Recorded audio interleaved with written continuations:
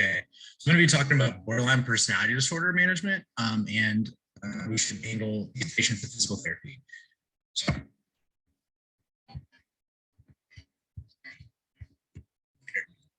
So what are personality disorders? Personality disorders are unhealthy patterns of thinking, behavior, and functioning. I remember I had a teacher that described personality disorders to me in a peculiar way. She said that unlike most other psychiatric disorders, where there's like an emotion, in theory, we give somebody medication that helps their balance levels out, and then they're healed. That's like a chocolate chip. We can remove that chocolate chip signifying the problem. We take that out, we correct it, and then they're well. Again, personality disorders are like chocolate cookies. They you cannot remove the chocolate from the person who's literally like baked into who they are. So it's up for debate, like whether or not these conditions are like treatable, but they're definitely manageable. Another way to compare these to other conditions in psychology is if you look at mood disorders versus personality disorders. So mood disorders affect your relationship to yourself. So it's like when you think like, I'm feeling really anxious today, you're comparing you to like a previous version of you or like how you normally act. Personality disorders affect your relationship to others. So that's like when somebody's asking you like, what's wrong with you? It's negatively influencing your relationship with those around you. So what is borderline personality disorder? This is really true. So there are three clusters of personality disorders, cluster A, B, and C. A is the odd or eccentric cluster. B, which is the one that BPD is in, is the dramatic, emotional, or erratic cluster. And C is the anxious or fearful cluster. You can see right here, I'm all listed out. And this also explains how personality disorders can interfere with someone's day-to-day functioning just because the way they are is so like inflexible and just on occasion poorly adapted to their environment. And that can cause a lot of stress or anxiety for these patients. So continuing on, borderline personality disorder, or BPD, is a combination of unstable self-image, personal relationships, and affect, which is their mood. So people with BPD have a strong desire to avoid abandonment, and that abandonment does not have to be real. They can just perceive that someone is going to leave them, and they commonly like have past trauma in this regard. So that really kind of sets them off in terms of like their other symptoms. These people also experience feelings of emptiness, impulsivity, and bouts of intense anger, again, with the goal of trying to avoid that abandonment. So this is the DSM-5 criteria for BPD. So for patients to be diagnosed with this, they must have at least 5 of these following, including emotional instability, again, impulsive behavior. It needs to be in at least 2 of the areas here. So spending, sex behavior, substance abuse, reckless driving, binging, unstable and intense interpersonal relationships, temporary paranoia, or severe dissociative symptoms. Again, those are both from trying to avoid abandonment. The dissociative symptoms is when a patient reports that they're feeling very empty that day. They're not themselves. They don't feel as if they're themselves. Recurrent self-harming behaviors or suicidal ideations, bouts of intense anger, desire to avoid abandonment again, and lastly, unstable self-image. So they need 5 of those to be diagnosed with BPD. So to water that down for us as PTs, these are like things we need to look for in these patients. So drug, substance abuse, participation in risky behaviors, constant fatigue, muscle aches and pain, sensory overload. If we see those in a patient, we need to start contemplating whether we need to encourage them to go see a mental health specialist for this condition. So the prevalence of BPD is 1.6% of the general population, but it is 20% of inpatient psychiatric populations. It is most commonly diagnosed in adulthood. However, DSM does allow for diagnosis in those still in adolescents if the criteria for diagnosis have been present for over 1 year.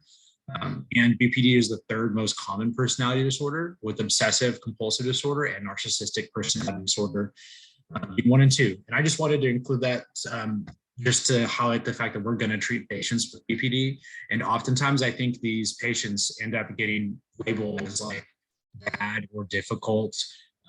And that's because in that moment, we probably don't stop to think about, hey, does this person have BPD? And I think it's important that we realize we're going to treat these people and that we need to try to know how to communicate with them to the best of our ability. So how does this condition relate to physical therapy? So those with BPD often have accompanying psychological comorbidities, including bipolar disorder, suicidal behavior and self-harm, very common, and substance abuse. Again, the risk-taking behavior, impulsivity leads to that.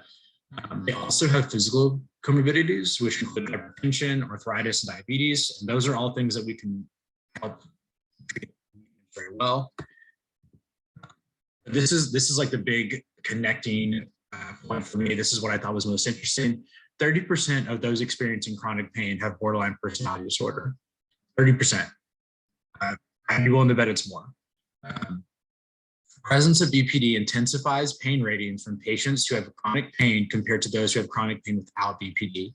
So patients that have chronic pain and have BPD experience more pain than patients that have been diagnosed with chronic pain that don't have BPD. So it makes this already really difficult problem that much worse. And it's important that we as PTs recognize that, and we really try to help them manage their chronic pain in a way that we know is effective so that they don't end up taking opioids for it, because that's very common, as we'll see later. So we want them to see us and trust us and work with us, so that way we can not have them get addicted or get them addicted to opioids. Also, those who are in remission from BPD report consuming less pain medication, which is exactly what we want.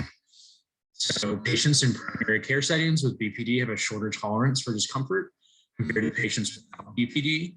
And patients with BPD may also unconsciously develop painful symptoms that gain caring responses from those around them. But regardless of that, their pain is still real. It's a defense mechanism for them to, they're like I said earlier, they're scared of being abandoned, and they know that if they, have chronic pain, they'll get care from people and they'll be able to talk to people, and they won't feel as if they're alone. So whether or not they do that intentionally or subconsciously, it doesn't really matter. We still need to treat their pain, and we still need to help them need to refer them out so they can receive mental health care from an appropriate professional, so that we can address their personality disorder as well. So due to the high percentage of patients with chronic pain that have BPD, we need to screen every chronic patient we see for this personality disorder. And this is especially important because there was a paper I found that showed that people that were suffering from chronic pain but didn't qualify for a diagnosis of BPD due to COVID-19 and all the stresses that came with that, they went from not having BPD to having chronic pain and borderline personality disorder. So this is very environmentally driven, and that's just important to keep in mind. So it's important that when we're seeing chronic pain patients, that we screen them for this condition. If patients do screen positive, we can help teach them pain modification techniques other than opioid consumption, as BPD patients are around 80% more likely to use opioids compared to the general population. And the general population is already using too many opioids. So that's just making a problem even that much worse. So in addition to that, we need to screen for suicidal ideations and depressive disorders, as these are also common with BPD. And we talked about this last week. If we are able to screen for BPD and refer appropriately, we can prevent the amount of completed suicides, as it has been shown that patients with personality disorder, they find the condition is more manageable the older they get. So if we can just get them through, I think it was like their 20s is like the hardest time for them with this condition. If we can just get them through and help them manage, they report that their those feelings of abandonment and all the other symptoms do decrease the older they get. So in patients with borderline personality disorder, we can manage other common comorbidities such as hypertension and diabetes through patient education and exercise, specifically diet education and sleep education. Those are critical for all well-being. Physical exercise has been shown to have a positive effect on emotional regulation and depressive or anxious symptoms in those with BPD. So, that's great. We're killing two birds with one stone, basically. Our home exercise program is going to help them, eat better, sleep better. It's going to address that diabetes and hypertension that's common, and it's also going to help them not feel as bad, which is just amazing. Communicating with BPD patients, this can be a challenge, especially because, if they're having a rough day and they're very paranoid or they're, angry, they might interpret something that we mean as helpful as threatening. And if that is the case, I've found that the SET method is very effective. So basically, SET is support, empathy, and truth. Support is usually like an I feel statement or an I am statement. So the example I have here is, I'm worried about how you're feeling. This is obviously an example of a patient scenario. The E instead is empathy, and that's where we need to really affirm that the patient's being heard and let them know that, like, we hear you. The example I have is, I know you're in pain, and I understand that this must be very frustrating for you. And then T is truth. This is usually the shortest statement. This is where we tell them, like, hey, black and white, this is what I know to do. This is what I can offer you right here, right now. And this method appears to be effective, especially for BPD patients who are having like a flare of symptoms. These are some national resources for patients with BPD: National Suicide Prevention Lifeline, Disaster Distress Hotline, Veterans Crisis Line, Crisis Text Line, and Warm Line. I had no idea what Warm Line was until I started doing this PowerPoint. It's a number to call if you're not having like a disaster or crisis, but you're just having like a rough day. And I think that's actually really a great idea for these people. It almost, in my mind, prevents, the buildup of, a patch of rough days into a disaster. I just think it's an interesting way to prevent disaster from happening. And these are some local resources for patients with BPD. So